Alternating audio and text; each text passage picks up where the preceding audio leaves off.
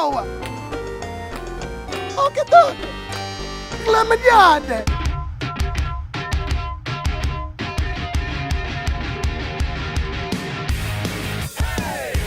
Welcome back to Pound Short. I'm your host, Wesley Malott, and today we're going to show you how you can create an 8-bit title card with pixelated graphics in After Effects with very little experience. Alright, so once we have After Effects open, we're going to want to go up here and create a new composition. Down here, we're going to select the 1080 by 24. We're doing this because we're dropping this into a 1080p 24 frames per second project. So if you're shooting at a different frame rate, like 30 frames per second, you can go ahead and change that here. Or if you're shooting 4K, you can change that right here. But we're doing 1080p 24 frames, so that's good to go. So the first thing we're going to want to do is we're going to create a background color, which is going to be our sky. So we're going to go down here to new, and we're going to click solid. I like to name my layers rather than just keeping them deep blue solid 1, so I'm going to name this one sky. And technically you don't have to change this color because we're going to be adding a gradient to it later, and that's going to change it anyway. But I like to keep this labeled because it's going to show down here in this corner, and it's easier for organizational purposes if we just go ahead and change it. So there we have our sky. So we're going to want to go over here to the effects panel, and we're going to want to add a gradient. If I can spell. Gradient ramp, to be exact. We're going to add that to our sky. With this, we want our sky to be dark blue at the top and then a lighter blue towards the bottom. So we're going to go up here to start color. We're going to select that. We're going to go here to the blues. We're going to find a darker blue. And you see how this gradient is creating a change of color? So basically we're going to have a darker blue here at the top and then a lighter blue here at the bottom. So let's find a good shade that we would like. I think something like that looks pretty good. We'll click OK. And then we're going to go down to the end color. I'm going to select that. We're going to go up to our blues, and we're just going to find a tint of blue that we think would be a good ending color for this. Maybe something like that. That looks pretty good to me. Obviously your taste will be different, so you can select whatever shades of blue that you desire. So we have our sky, and now we want to create our grass. So we're going to go down here and we're going to click new, solid, and we'll change this to grass, and then we'll select a green.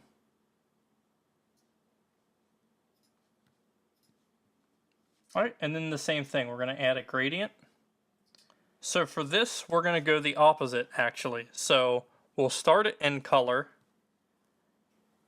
and we're going to pick a darker shade of green. So that'll be our end. And then our start will be a lighter shade of green. And that looks pretty good to me.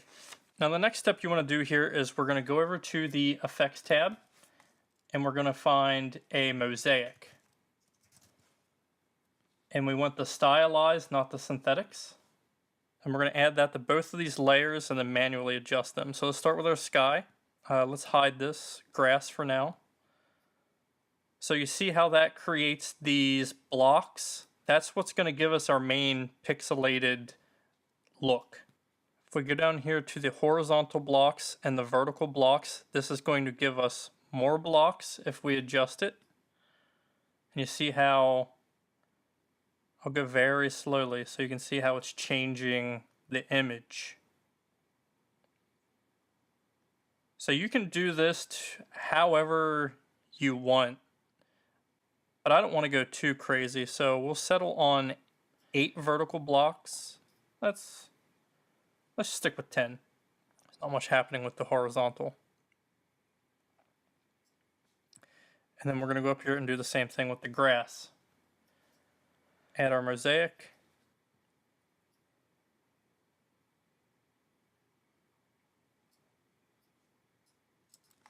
And I think this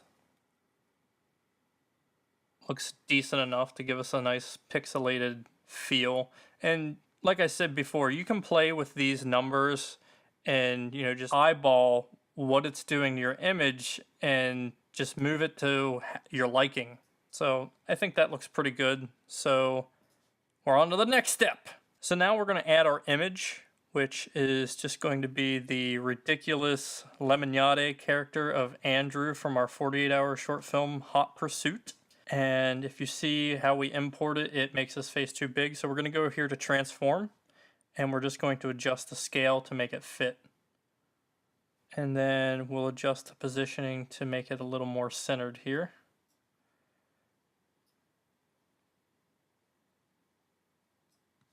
And actually, let's make this a little smaller. I think 30 is a good size. So now we want to get Andrew's face to look as pixelated and 8-bit looking as possible. So we're going to go over here to the effects panel, and we're going to type in CC ball. It's a CC ball action, and we're going to add it to the image. Now you see how that adds these little balls into the image?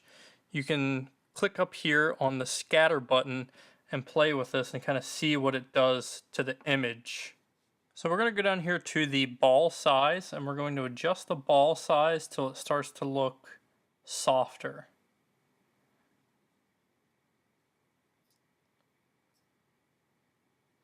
It's looking pretty sharp there, so we're going to settle on like 375. Make it a nice even round number. And then the scatter,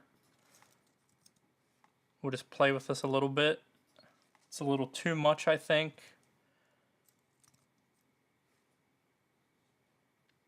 0.2, 0.3 on the scatter looks pretty good. Now we're going to go back over here to the effects panel, and we're going to add our mosaic again. Now that's going to turn the image into blocks. So now you just want to play with these numbers again to smooth the image back into an image. So you see how his face is coming back into play here.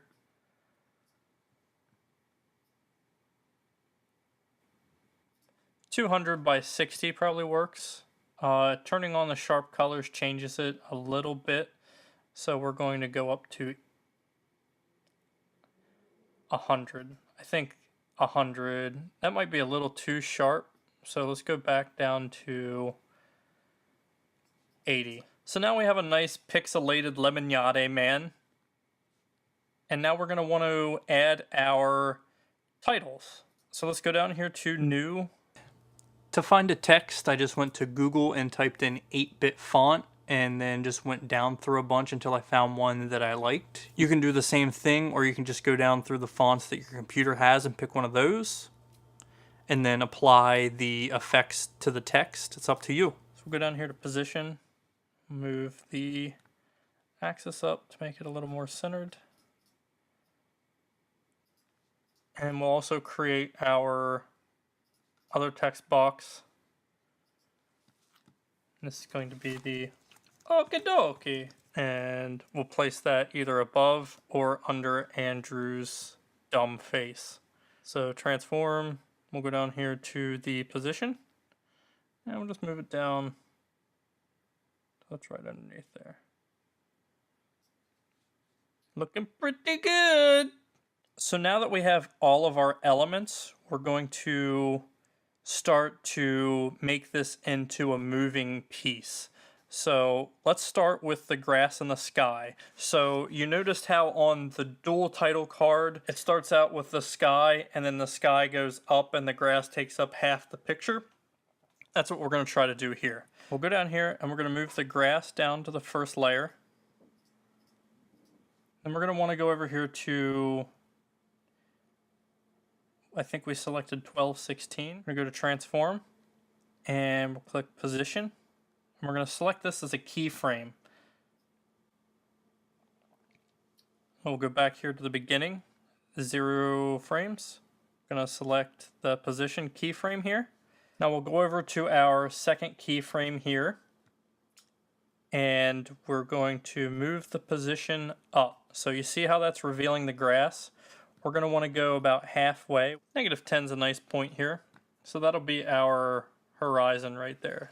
Now, we don't want the sky to start moving right away. So we're going to want to select a keyframe here in the middle. We're going to go 6 seconds before. So we're going to select 6 seconds and 16 frames. And that's going to be our starting keyframe. And now you see here how if we press play, the grass is going to push the sky up there in that 6-second time frame. All right, so now we're going to want to kind of time everything up, and that's where we're going to come in here and kind of keyframe everything. So we're going to go up to our title card, and we want that title card to be still at the same keyframe as the sky is. So that was 6:16. So right there is going to be a keyframe. So also, we don't want everything to just start out in. We want everything to kind of fade in. So we're going to go to our background here, the main background, the sky, and we're going to go down here to opacity, and we're going to make this a keyframe here at 116. And we're going to keep this opacity at 100% here because that's going to be fully visible at that keyframe. We're going to go to our first frame, and we'll select the keyframe again. And this time we're going to go to 0%.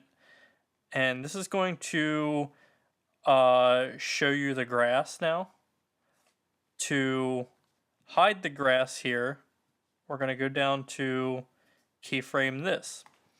So we'll go to, the grass doesn't start to come up to about 6:16. It starts to come in.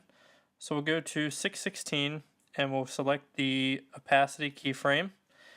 And then just one before that, we're going to select another keyframe and we'll put that to 0. So if we go back here to the beginning, this is going to be black now, other than the text, which we'll get to right now. So the text, we want to stay completely still with the sky at 6:16. We also want it to fade in with the background's opacity. So we're going to select the keyframe there at 116. Here though, we're going to select the scale because we're going to want it to kind of zoom, for lack of a better word, into the frame. And this is how we're going to accomplish that. So scale, keyframe, and then go all the way to the beginning. We're going to select another keyframe. We're going to move this scale all the way up, and it's going to make this text really big. So big. I don't want to make it too big. Let's settle on 1500 for now and kind of see what this does to the text. Comes in pretty hard and fast. I don't think I like that too much. Let's delete this scale keyframe at the 116. We're going to delete that one, and we're going to move it to 316 and see how this works. And 100. So now let's try it. Oh, I double keyframed it.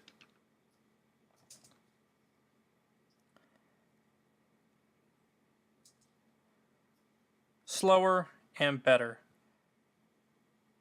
Still, I don't like how you see this, all this yellow right at the beginning. So we are going to keep the keyframe at 116, but we're going to use the opacity here.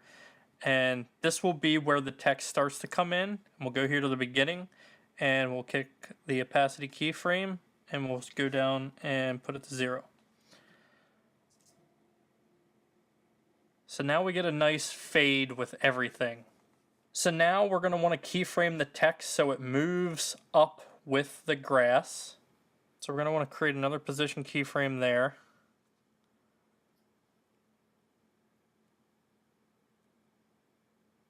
And we're going to go down here and we're going to move the text up so it is completely off the screen when the grass hits the middle.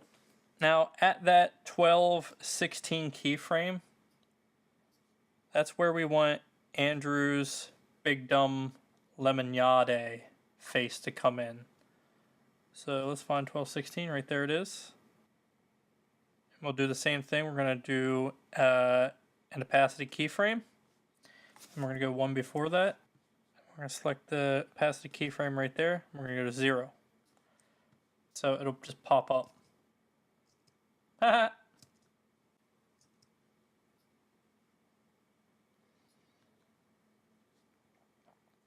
With the text.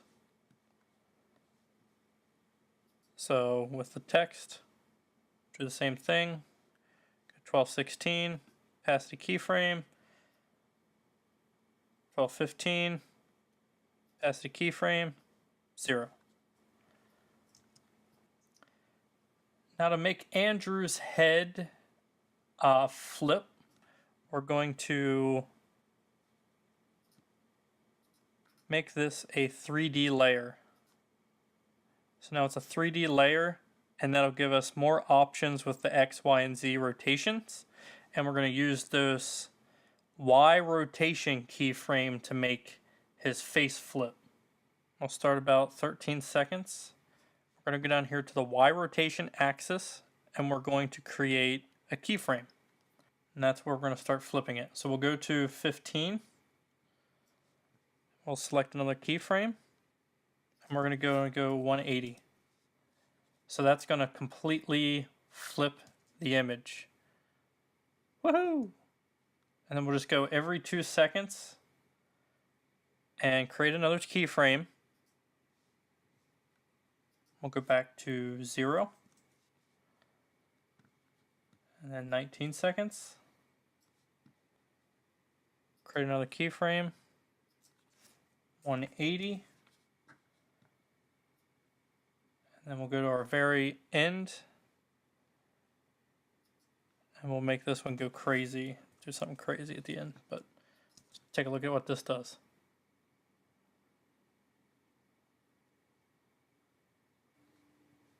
And then just for shits and giggles, we'll go here to the transform. And on our last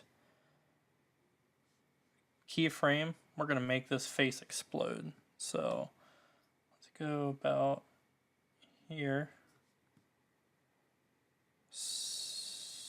Scale, keep that one the same.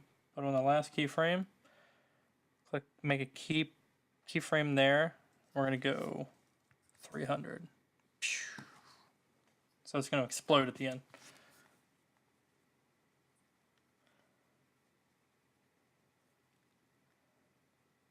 So, Pretty dumb. That's going to do it for this week's episode of Behind the Short. If you enjoyed this video, please like it, share it, subscribe to the channel, drop a comment below, and then tune in next week for more Behind the Short.